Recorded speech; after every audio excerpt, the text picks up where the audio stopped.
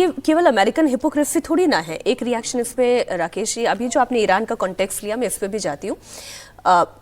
Iran और Pakistan border भी तो मिलता ही है। हाँ।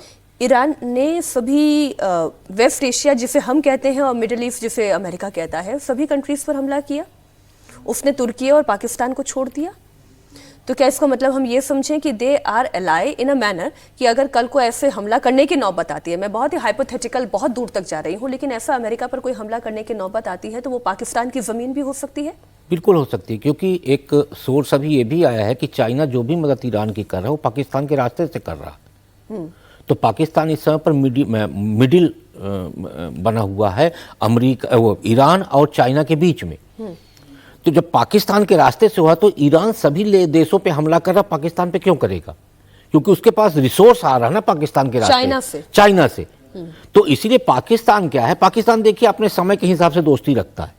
उसे जब लगा कि अमेरिका के साथ दोस्ती रखना है तो उसके साथ रखता है, और आज उसे लग रहा है कि अमेरिका खाड़ी देशों पे हमला कर रहा है तो हमें अमेरिका के साथ नहीं दिखना है, तो वो चाइना के साथ चला गया है। और वैसे भी चाइना को उसने एक बड़ी जमीन दी है बलूचिस्तान में कि आप यहाँ पे अपना रिसोर्स डेवलप करिए। हालांकि बलूचों ने चाइनीज कंपनी को, चाइनीज लेबरों को भगाया है वहाँ से, लेकिन वो चाइना के साथ अभी भी जुड़ा हुआ है।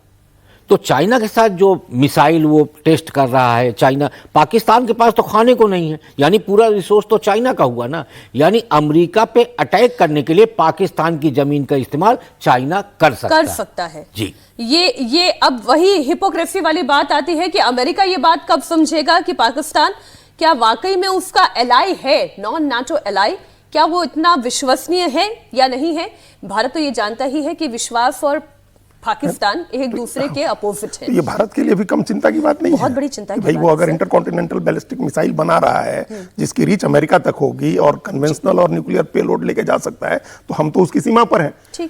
तो एक दुष्ट देश, एक रोग कंट्री हमारे एकदम बगल में है। अमेरिका को सारी चीजें पता है कि वो क्या कर रहा है, इसके बावजूद अमेरिका उसके खिलाफ कार्रवाई नहीं कर रहा है, उसको अपना एलाई बनाए हुए है।